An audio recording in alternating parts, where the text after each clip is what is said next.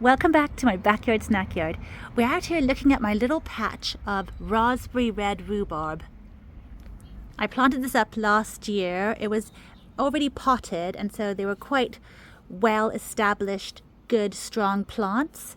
And I popped them in here in the ground, and they've overwintered. They've all started shooting up again. There are a few different crowns actually in it, and at one point I thought about separating them, but in the end I just planted them all together. And they are doing so well. And usually they say that in the first year you shouldn't pick from them, but I've been really tempted because there's a recipe I'm really desperate to make. It's called kvass. It's a naturally fermented probiotic drink that's really healthy and really tasty and fizzy as well. So I'm just going to pick a few of these little guys and make some of it and try some at home. So let us just like this. It's really simple to pick the rhubarb. You want to make sure that you get it from the bottom. You shouldn't cut it because that can cause damage. But if you just pull it apart, you see it comes out like that. Look how red that is. This particular cultivar called raspberry red is supposed to be so stunningly colored. They made it specially, they grew it that way, and it's so gorgeous. And the fact that we pulled it from the plant rather than cut it means there's no sore on the plant, nowhere where damage can come in, nowhere infections, anything like that. I wanted to show you the difference between this particular cultivar's color and other ones. This one here is called, I think it's called red champagne. I don't have the name tag for it because birds keep on coming and taking my name tags. Okay, I just checked. It is indeed called red champagne, but the birds have taken my name tags when they dig through the pots. But if you look here, I won't pick from this one because I grew this little guy from a very tiny stump of a root. So it's doing really well here in the pot. I'm going to put it into the ground soon, but I want to show you the difference in color. Look at this. So isn't that amazing? It's so obvious. That raspberry red one is so stunning. It's also meant to be sweeter than other rhubarbs, so what a nice one to have. It will be fun to actually, really properly try them. Let's go inside. I managed to harvest 3 little stems in the end. They're so beautiful. I won't be picking it anymore because the plant really just needs to concentrate on growing and getting really strong. But I'm so glad I got to have a few to make this really exciting recipe. So for this, we need to use the naturally occurring yeast that's actually mainly present on the stems of the vegetable here. The rhubarbs are vegetables, even though they're mainly used as fruit.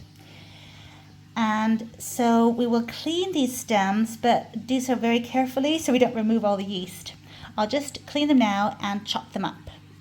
I'll be the first one to admit that I'm not the best at weighing things. I really like winging it in the kitchen. But for the purpose of this recipe, I've weighed the rhubarb here, and they are 110 grams. I've got a very clean jar here. I just sterilized with some boiling water.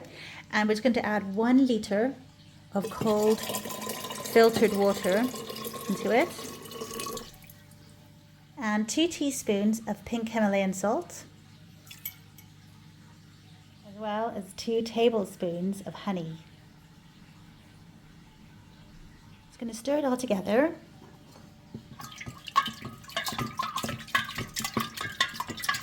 Now we can add the beautiful rhubarb. I think I dropped a few pieces on the way. I better collect them. Look at that. Doesn't it look stunning? So colorful. Give it one more big stir here.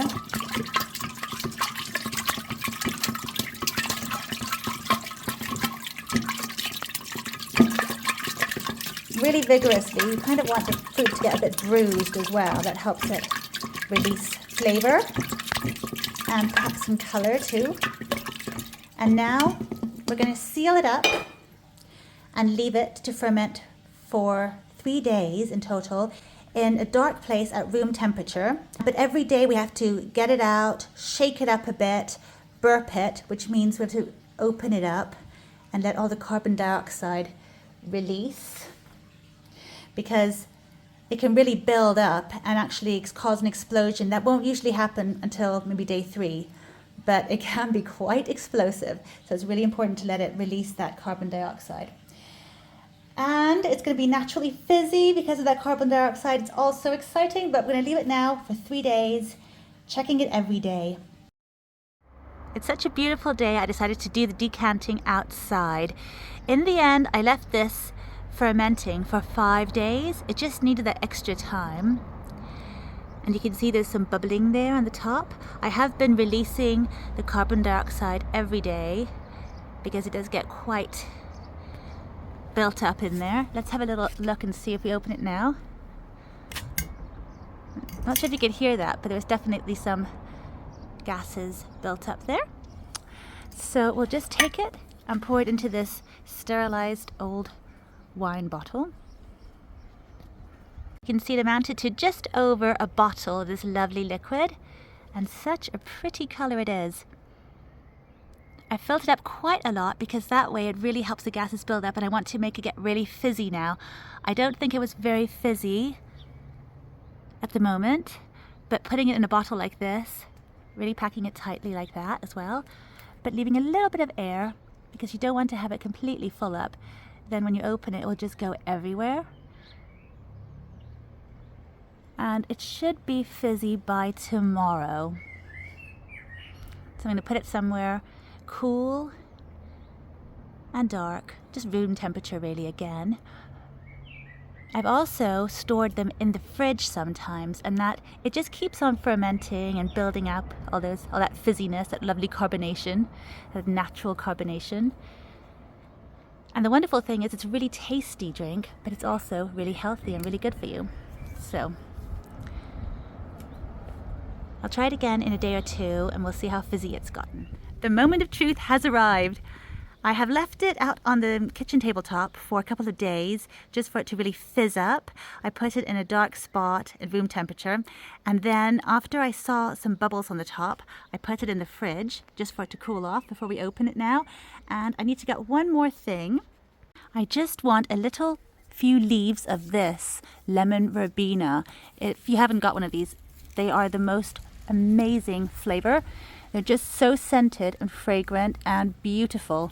Definitely something I so want to make a lemonade out of as well on their own, but I just thought we'd use them as a garnish. So yummy. Oh, and look at that bee. It popped right inside that foxglove. Let's open it up. I'll need 2 hands for this, so 1 second. Here it is, all open, and let's just try to pour some out and see how it is.